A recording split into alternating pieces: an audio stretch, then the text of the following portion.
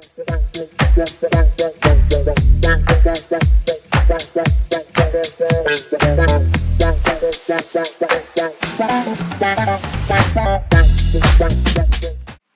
everyone, and welcome to the September podcast. We're so excited for September because so much is coming down the pike in our calendar, and the first thing being September 19th, our annual gala. It's Showtime, a celebration of Chicago theater. We want to celebrate everybody attached to our industry, everybody who keeps the lights on, keeps the productions going, writes the work, performs the work, administers the work, produces the work. We want everyone to be there to enjoy our annual gala, to get to know our membership all over again, learn and meet new people in the industry, and just have a good time as we start all of our fall seasons. So we want everybody to come out. And because of that, we have a new initiative, the Spotlight Ticket Initiative, where we are giving away tickets to those in need who cannot afford the price of the gala. We want to make sure that we keep theater for everyone. So if you are in need of a ticket and your organization cannot afford a ticket for you, or you need a ticket and you're not able to afford it yourself as an artist or industry member, please sign up for the Spotlight Ticket Initiative. It is first come, first serve. Please look in the broadcast to see where that sign up is taking place. We're excited to welcome everyone this year and in the years moving forward. A thank you to all of our sponsors who have allowed that to happen by donating their tickets back for this initiative. Also coming down the pike here, we have Industry Night happening at Congo Square, so please come join us for that. We also have another meet and greet coming up at Ep6, so please join us for that as well. I'm excited to see everybody and for us to come and convene together again. We're looking forward to continuing our meetings and groups as we welcome TCG, who will be joining us for the gala and the day after as we continue to have our planning meetings. And then as we look to the future and our fall seasons, we are excited to take a look at the fall guide, which just came out. So please make sure to pass those on to your communities, your audience members, so we can continue to share theater across Chicago. We're looking forward to seeing you real soon. Thank you. Everyone, please don't forget to vote for the Emerging Theater and Backstage Champion Awards. They're going to be in the broadcast this week, and we want you to vote before Friday so that we can announce the winners and that we can celebrate them at the gala. The Emerging Theater Award and the Backstage Champion Award are sponsored by Broadway in Chicago. We're so happy to be able to celebrate these luminaries in our industry who help us to continue going and who also welcome their new productions. Come to Chicago, where it's an incubation city for new theater companies. So the Emerging Theater Award and the Backstage Champion Award will be up for vote this week. Please vote, vote, vote today. Thank you.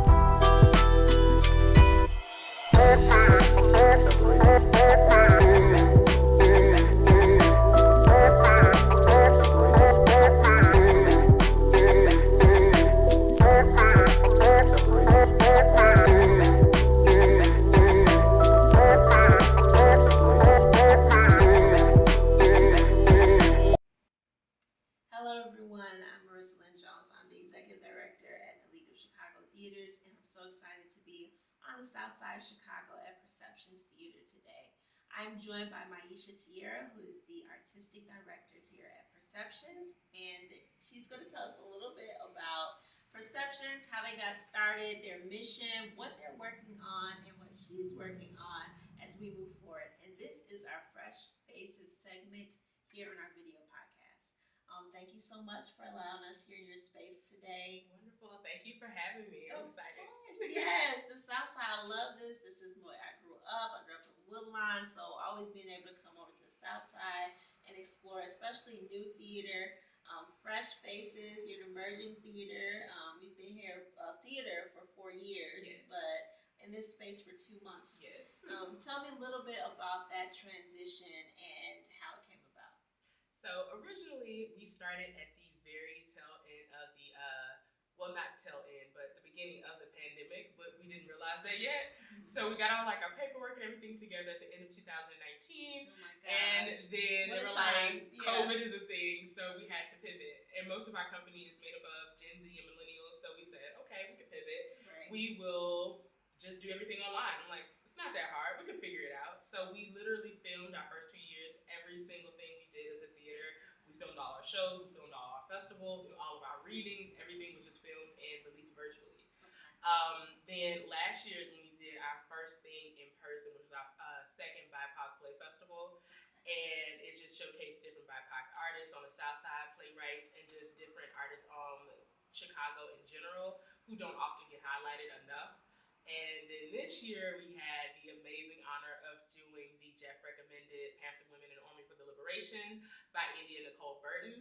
It was our first full production this year, and our first full production we got Jeff recommended, so we were, pretty excited. Congratulations! Thank you so much. And we actually did it in our new space that we have here over on East 79th Street.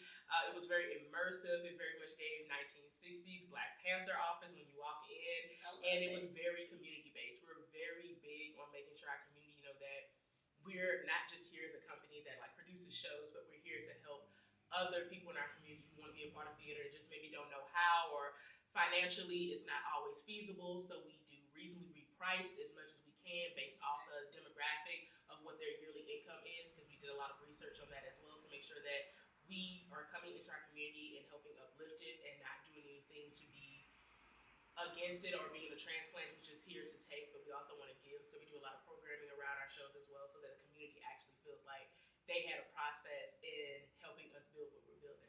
That's wonderful. And when you talk about being here on 79th Street, what made you choose this location specifically or this community? I am originally from Baton Rouge, Louisiana, but I'm from East Baton Rouge, which if you know anything about East Baton Rouge Parish, it's gone down a little bit with like there's higher crime rates. There's just like a lot of negative stereotypes that are put upon it, but there's so many wonderful people who come from there and who thrive very well despite any disadvantages that may be put in their way. And so when I moved to Chicago in 2017, I wanted to make sure that I lived among my community where I felt comfortable and where I felt like I was appreciated. And I just, walk down the street and I can go to a shop and it's Black owned, and it's just, I'm putting back into my community. So I wanted to make sure that when I created my company, which I actually started the thought process of in undergrad, I was like, well, I want to make sure it's in the community with people who look like me, because that's who I do this art for. These are the people that I want to get the most out of it. Mm-hmm. So to me, it didn't make any sense for me to go anywhere but the South Side of Chicago. Wonderful. And how did you meet your partner in this work? Yes. Okay. So my executive director, who's like my right-hand woman, her name is Jerlon J. Jenkins. We actually met because we were actually working on a festival for another theater company up north. Okay. And we both were directing one-act plays that were written by Black playwrights. And when audition time came, no actual Black actors showed up, which is what we needed to be able to make the play a thing. And so I said, don't worry about it. I know a few actors. We're going to get some actors for our shows. Yes. And so we did end up getting actors for our shows. And actually, we started bonding over our different experiences. I went to Northwestern State University in Louisiana, and then she went to UIC up here in Chicago. And we just bonded over our different experiences in our theater programs. And we're like, we're very similar in what our experiences were and our disadvantages in our programs because we were people of color. And so I said, hey, I actually had this idea for a long time to create Perceptions Theater. I just told her everything about it. I showed her my business plan. Yes. And she was like, yeah, I'll be your executive director. Let's do this. I love it.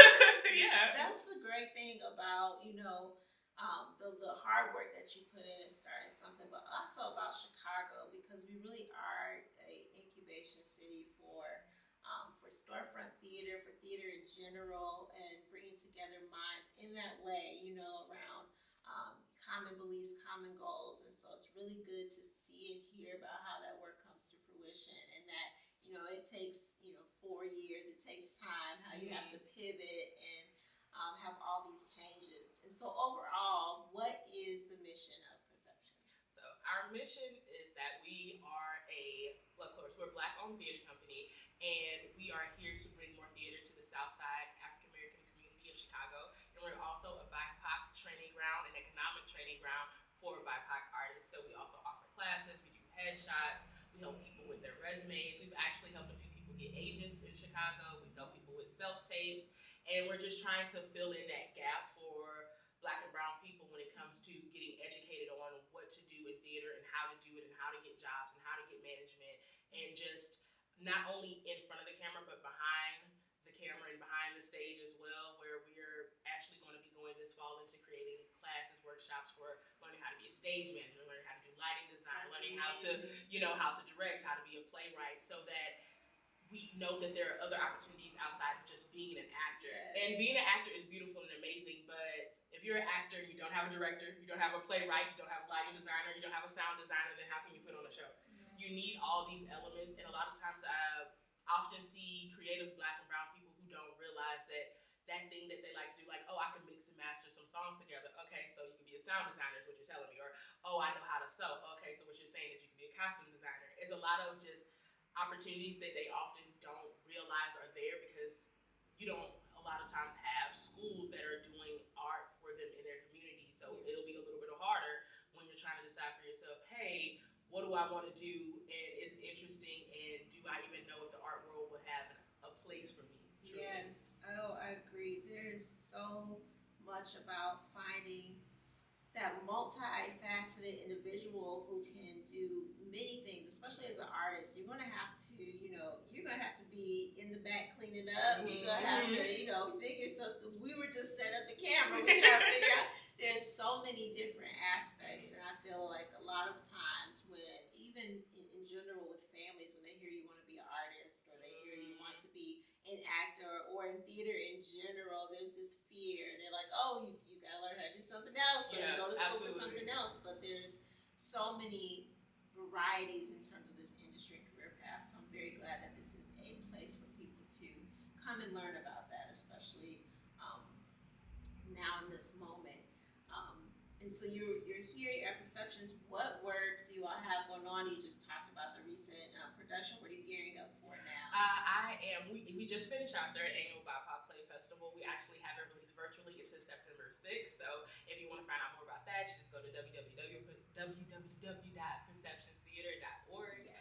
And what I personally have coming up next is A Hit Dog Will Holler by Enda Craig Galvin, which I am directing at Artemisia Theater, and it'll be up at the Den on North Milwaukee. So that'll be literally next week. We open August 30th. Congratulations. Thank you. Okay, so tell us a little bit about that production. So it follows the characters Gina and Drew, who are, one is a millennial, one is a Gen Z, and they meet in the middle of the pandemic in Hyde Park, Chicago, in Gina's apartment. So Drew is her DoorDash driver. Okay. And so it just deals with technology, the pandemic, how oftentimes Black women aren't heard or cared for, because Gina is an activist who has mainly done a lot of activism out there in the world, but then she turns to, be able to monetize it. So she's more of like an Oprah of the activist. So, she's writing books, she has podcasts, she has websites, she has all these things where she's no longer bare bones, just on the ground doing the work. And then she meets Drew, who is, a little bit younger than her, who sees things from a more hopeful and optimistic eye. And then they they meet, and then Gina and her have this relationship that develops so beautifully with just figuring out, how sometimes it's not the best thing to meet your heroes, but also it's important to see your heroes as a human being and not as somebody that is a superhero, because that's not realistic. We're all humans. Yes.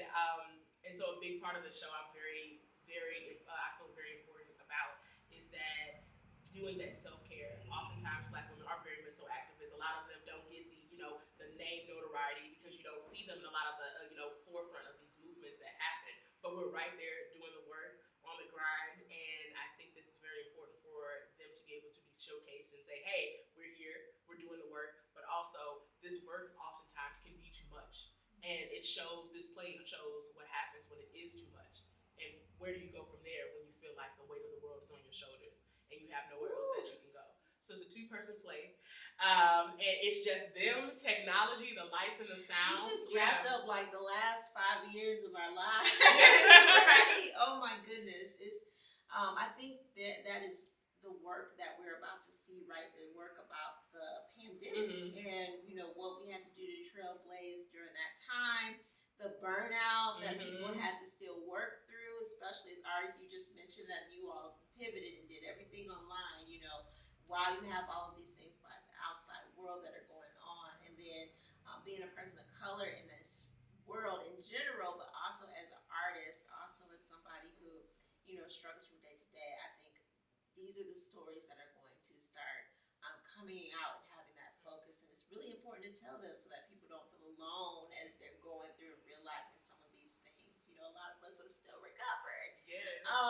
And so it's great to see that work and to connect people in that way around this moment that we largely experienced together. Yes, absolutely. I would also say that Enda, who's the playwright for Hit Dog, is from the South Side of Chicago. Okay. So it's like very full circle for her to have her work being done here in Chicago. She also has another play happening around the same time at Congo Square. So this is it's just it's very uplifting and very amazing. She's an amazing playwright. She's out in LA right now and dealing with the writer's strike that's happening out there. I am now a SAG actress as well, so currently I am on strike when it comes to TV and film. Yes. So being able to showcase Black art in another way and pivot by having your work produced as a play instead of having another film or a show, because at the moment we're fighting for the ability to do that and be compensated appropriately for it. So I'm just happy that we can produce work by a Black woman who's from the South Side of Chicago. I love it, and I love the collaboration. You've mentioned so many theaters. We have, Perceptions. You're doing work with Artemisia Theater. You all are going to be hosted at the Den Theater, and this playwright is also going to be working with Congo Square. So it just shows a lot about, the Chicago community. The League is a membership, also the African Arts Alliance, the Chicago Latino Theater Alliance. So all of these things that we have in Chicago that really help people uplift and support the work together, and that's what I love to hear about. So I'm excited to see the show is next week. So when does the show open? How do we get tickets? So you can go to www.artemisia.theater. They have we open August 30th. We have previews the 29th. And we run into September 19th. There is a blackout night, which is September 9th, and then the very next weekend we have a women's only night, which is September 16th, if I'm not mistaken. And so just go on. Either you can also go on the Den's website as well to get tickets. But no, it's exciting. I'm very excited. I actually go into tech again. I've been doing tech all week for the show, but tonight at 6 o'clock I will be there until 11 p.m. teching for the show. Bless you. Okay, because. I like what you mentioned too. You said Blackout Night, which I know a lot of theaters are doing now. Can you talk a little bit about what that is and what that means? Yeah, so Blackout Night is kind of how it sounds a little bit, but to elaborate on it, it's a night where Black audiences come, and it's solely for Black audiences to be there and to be able to commune with one another, and to also be able to just feel comfortable in this space. Because oftentimes there are situations where you'll go in theater spaces and you may think it's like a little more, highbrow, a little more bougie. But honestly, when you think about a theater as a home base and just feeling comfortable when you're in the space, which is what we strive for at Perceptions, when we have things to be able to make our community feel like, oh, I'm just going to my cousin's house. Like, I'm going to go enjoy some art at my cousin's house. That's what we're doing. So Blackout Night gives it very homey feel, and it makes you feel like, you there with your people. So you're able to have that call and response and not think, oh, I can't say anything because I'm watching a play. But if you think something's funny, you're able to laugh out loud. You're able to say, oh, I did not like that, or oh, she tried it. Like, it's totally fine, because there's nothing wrong with call and response. And to be honest, oftentimes actors do enjoy it because it makes them go even harder when they're doing a show, and it just makes them feel like what they're doing is being received from their community. So we want everybody who is Black to come out on Blackout Night, September 9th. And I'm just really very excited. Very excited for it, and we would love for all of our Southside community to come out as well. There are discount codes as well that I could share with y'all. But yeah, I'm just so excited to see all these amazing people come out and just to appreciate this work and be there with us with how we built this process over the past 2 months. Well, we're so grateful that you have allowed us to be here in your this Yes. space. We're grateful that you are in this community and in the Chicago community. We're excited for the work you're about to do and to see the work you're about to do, literally like about to do. Yeah.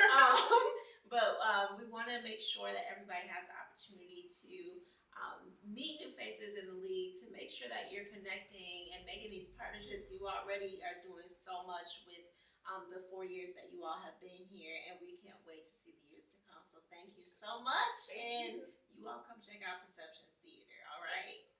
We'll see you at the theater. Yes. Thank you.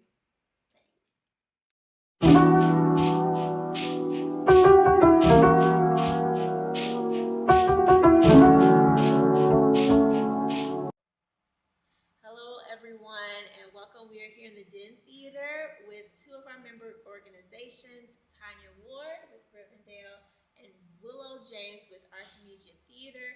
And we're so excited to be talking to both of them today. This is our In Community segment, and we're talking about two wonderful productions. We have a reboot, right? This is the second time around. Oh, third! Yes. Look at you. 2 extensions. Yes. Amazing show. And we also have coming a Hit Dog Will Holler, right? And Chicago premiere. That's very exciting. I want to talk about both these pieces, but before that, I want to talk a little bit to both of you all. Can you tell us a little bit about your role, what you do, and why you love this work? Alrighty, that's a mouthful. I am the marketing director at Rivendell. I'm also, for about a year now, an ensemble member as a writer. Very proud of that. I love the work because live theater and storytelling is, I think, the way we stay sane and the way that we get like global messages across. You know, I do. I love it. Sharing stories. Sharing stories. What about you? I am co-artistic director, new role as of this year. Congratulations. Thank you. Yes. And what do I do? Everything. But I love the work because I think what I try to ground my career in is theater as activism. I really like to use that as my way to inspire, to change, to move things forward. And so this allows me to remain active, to be an ally, and to really bring in some of the best people in the industry, some of my favorite creatives into the rooms. Can you tell me a little bit about how your pieces came together originally? So we have a piece that's now this third time around, and then we have a piece that's new and especially coming out of the time we've come through with the pandemic and everything. I know it's a lot of work, as you said, to get the art to continue. How did these two pieces come to where they are now to be presented to the Chicago community? Hey Dog Will Holler, we've been wanting to do this piece for a very long time, and we secured the rights. COVID happened, had to put it on pause a little bit, and then now we're finally able to do it. And it really came about, I would say the team came about by a lot of conversations with the board. We were like, who do we want on this team? This is 2 Black women in the cast. We want a Black woman to direct, and as much as we can, we want an all-Black creative team. And that was sort of our guiding force because, no one can tell our stories like we can. And this show is set in Hyde Park. So that's Hyde Park. Yeah. And it's actually set in 2020 during the impeachment stuff, during COVID. And it really is a question about what does it mean to be an activist? What is the right form of activism? And these 2 women have very different styles. And so we just wanted to get the right team in the room. So I think we got that. They're all upstairs in the room working on stuff right now. So.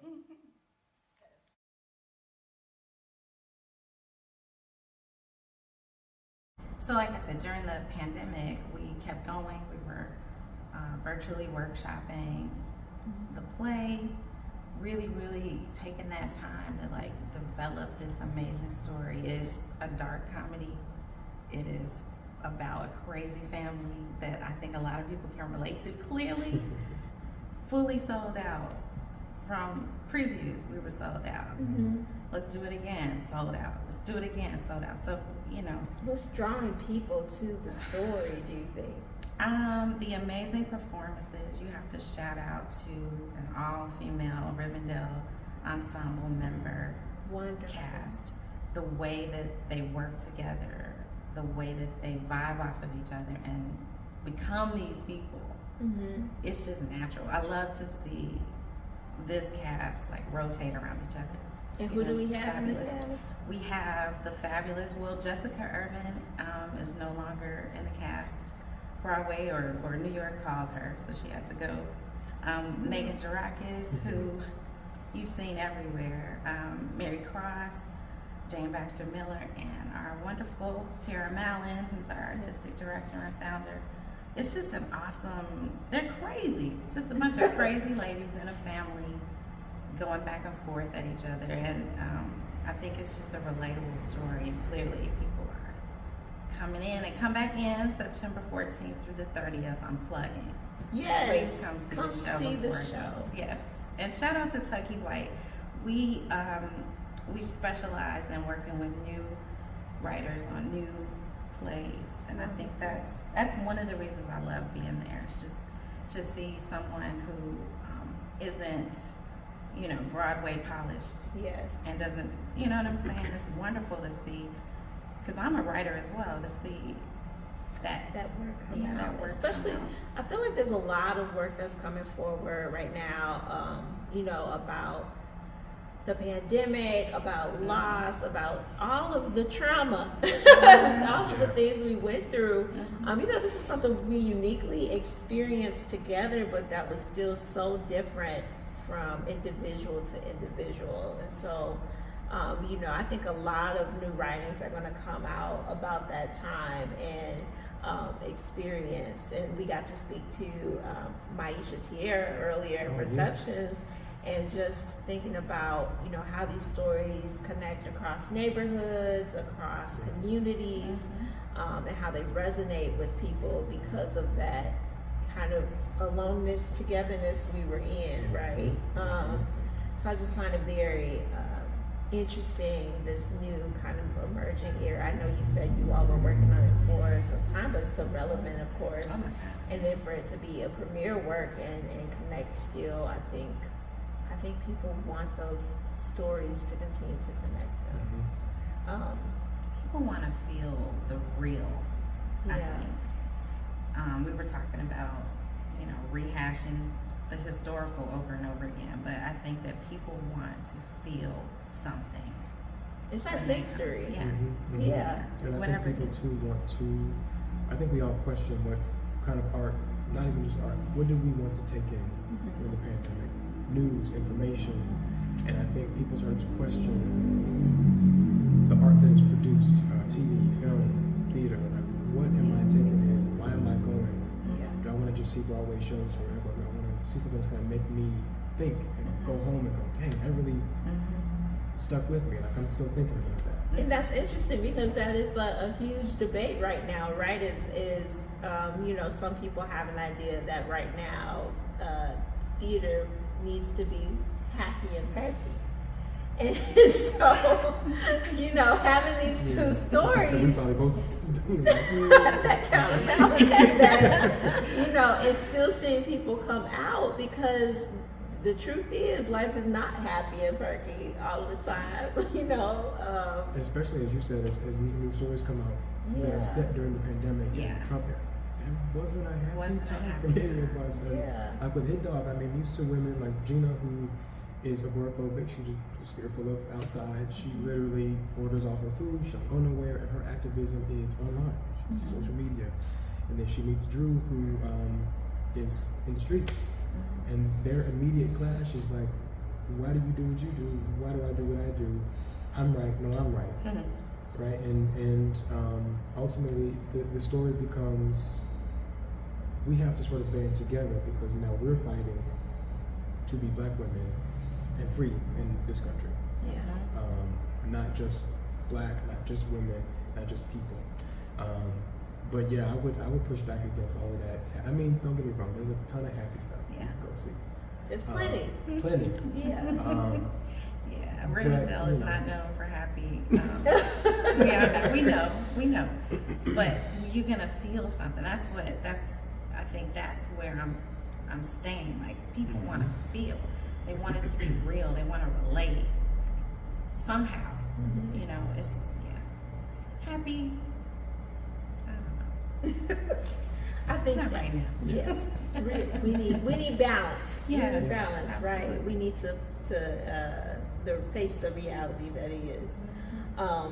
So let's talk about being in the storefront theater, and especially now during this time. What are some struggles behind that, and how are you kind of co-balancing that? How are you counteracting that? That's what I want to say. Well, we're off of Bridge Avenue, which is a highway, and so it's very hard to be seen on that street. Parking can be an issue in Edgewater. You know, I think that we focus on a lot of my work is going to the people, going to those campuses, finding where people are within our footprint and beyond, and where the theater lovers are. And because I'm of that generation, I use the internet to spread the word, you know, to get it out. I think, you know, I think that there's value in that. There's some people, you know, you won't ever get online, but the people that are online now they're becoming what we know as the traditional theater goers, just a little bit. They give them a little more time, and you know, it won't be new. This is culture. We have to, you know, develop it. The struggles. The struggles. Yes. I would say for us, one thing is, we talked about this earlier, we're trying to expand our audience. By reaching into neighborhoods we've never performed in. We did our first show of the season in Hyde Park at the Logan Center.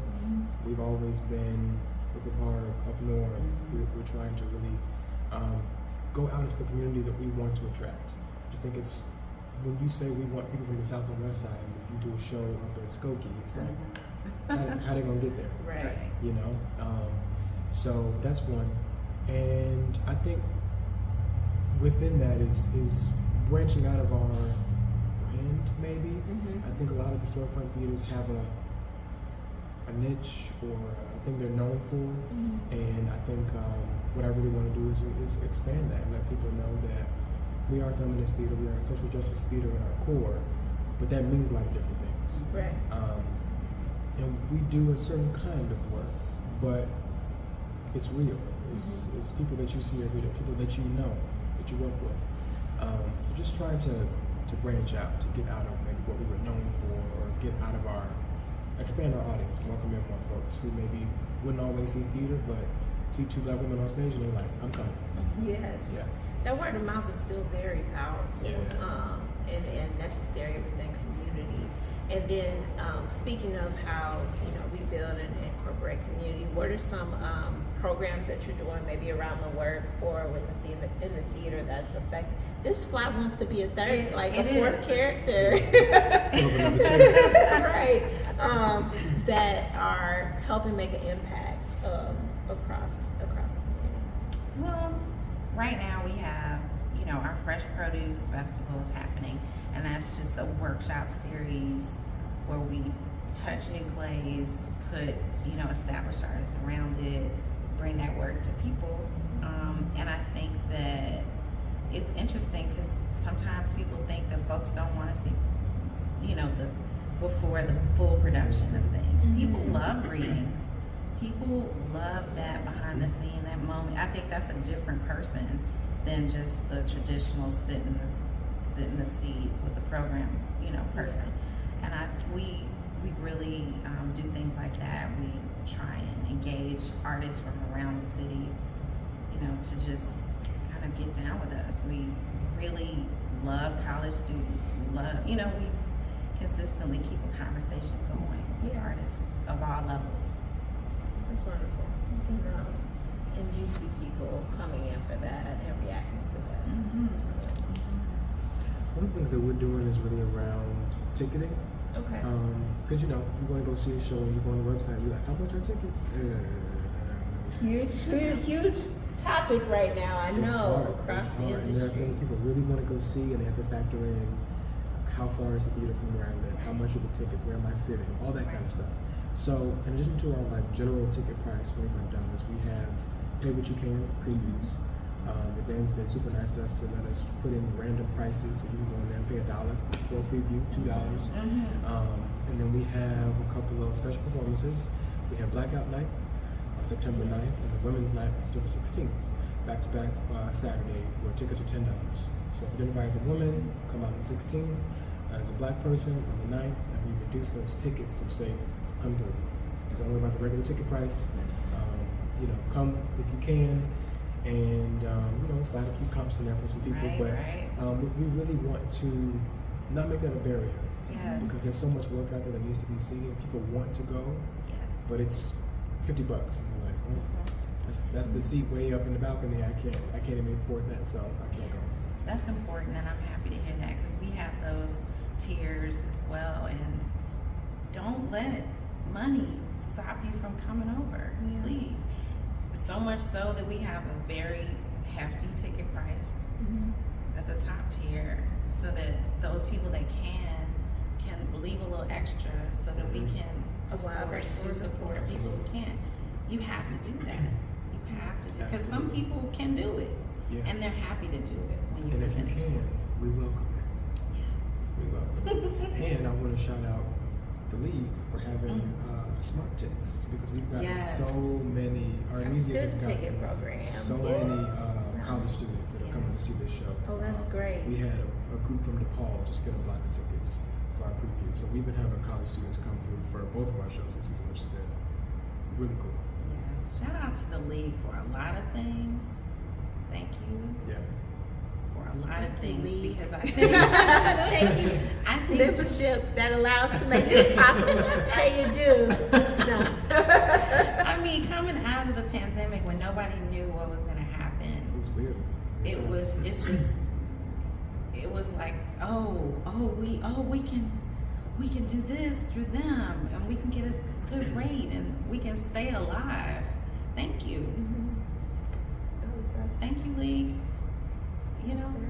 It's real. It's just from everything from audition postings to job postings, but also getting the word out there. I've been seeing our opening night invitation on all the emails, like just stuff like that keeps it in people's minds.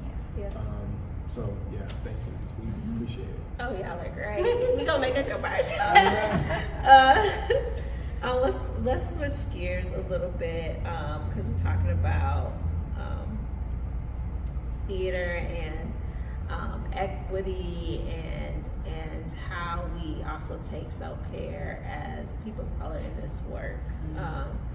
So just want to talk a little bit maybe about how you all are taking care in this moment and what it means to be supporting artists and work that center people of color, women of color, minority women and people. And I just want to talk about how we, especially in the storefront space, take care of people in this very intimate work that we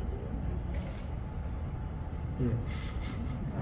Go ahead. Yeah. Well, that was a lot, but just what I know and love at Rivendell, like, we're about those folks that identify as women. So that means mamas. So that means you can bring your kids. Please bring your kids, because somebody else's kids are there.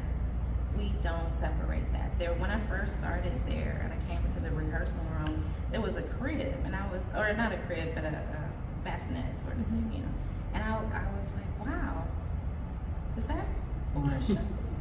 No, it's, you make space so that people can come as themselves and live their real lives and do the work.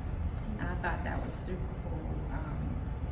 I'm struggling to answer, like, self-care. How do I do that? I'm currently doing that by my working on as artistic producer on bringing the folded map projects. Tanika Johnson's amazing work to Rivendell. As a Black woman, working with my sister, who's an artist as well, to bring that to a traditionally white audience. Yeah. I feel like I'm caring, you know, but I'm still trying to find the how do I do that? You know, I'm guilty of not always self-caring. I'm guilty. So Yeah. give me some advice, brother. Well, you know, I have all the tools, but this is our load-in tech week, and it's easy to care for yourself before it, and then you get sucked right in. Tech week swallows you up. But I will say, I just finished the Rest is Resistance book by Tricia Hersey. She's actually from Chicago, but she's calls herself the Nap Bishop. But Oh, I love her. Okay. Yeah. So she wrote a book called Rest is Resistance, where she talks about Yes. how Black folks not resting Yes. is, goes way back. Everything comes from slavery, comes from capitalism, comes from patriarchy, all that. But she provides tools and suggestions on how you can care for yourself, how you can rest. It's not just about taking a nap, going to sleep earlier. It's about choosing to mentally rest, or knowing when to distance yourself from things that you're like, I can't do that today. I gotta do that over there. That's one thing. And I would say for me and Artemisia, we operate from a person first perspective. We're all people coming to do the same thing. So the work has to happen, the show should go up, but we also have to survive and live. So let us know what you need. We had an actor the other day who was like, I know we're in tech, but I got a call back. Is there a possible? We were like, let's figure it out. Yeah. Because we don't want to say, well, we're in tech, so we're taking up all your time. Don't go to your call back. We all got to pay the bills. Yes. So we like to operate from, if you got work or you got a family emergency or something comes up, let us know and we'll figure it out. The show will happen. The show will go on. Or if the show can't go on, the show can't go on. Because we care about the people before anything else. That's wonderful. It is.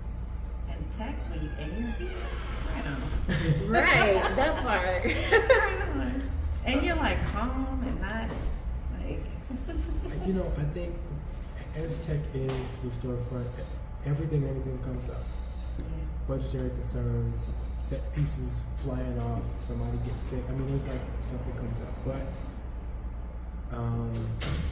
Stuff happens and you gotta roll with it. What's gonna happen? What can we do? Are you okay? Can the show happen? Should we cancel? We gotta just do what we gotta do. So. Right person in the space. But you better believe once we cut, we're going right back upstairs and seeing what's going on. Yeah. Yeah. I love that level of calm. I'm gonna get there. Well, I thank you both. I'm gonna let you all go get some rest. But I very much appreciate you all. How do we find information if we want to buy tickets? If we want to support the shows, where do we go? You first. Where's my phone? I was trying to hold up my Riverdale thing. You can go to artemisiatheater.org/plays and you'll find tickets. Take you right to the Den's box office page and you'll see all of our tickets there. Blackout Night, Women's Night, picture cam previews, all that is already on there. If you have more questions about that information, it's already there. Right on. Hold up my thing. And Yes. Mother House returns for a remount September 14th through 30th. Rivendell Theater, RIVENDELL, theater with an RE.org. Yes. Find us on social. Find us. Come see this. We're also sold out this weekend for the finale of our Fresh Produce Festival. And you will see the folded map in some way, shape, or form this year. And I would say, we'll talk about this, but stay tuned for Artemisia Rivendell I something, love a this little something. collaboration. A little collaboration. I love it. Yeah. That's the great thing about Chicago theater. I think there's an incubation of work here. There's that cross collaboration. It's very much family. You talk to Absolutely. one artist, then you got 5 shows or 5 people Absolutely. across 5 organizations working. Yes. So this is great. And I thank you both for collaborating with me for this. And we can't wait to see the show. Come see the show. Come see the show. See the show. All right. Thank you all. Thank you.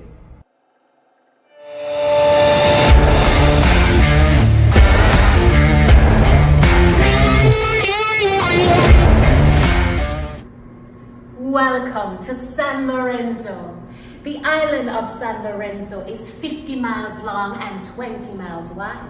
Its principal exports are sugar, coffee, bananas, indigo, and handcrafted novelties. President Miguel Papa Manzano welcomes you to visit the unchallenged Barracuda capital of the world.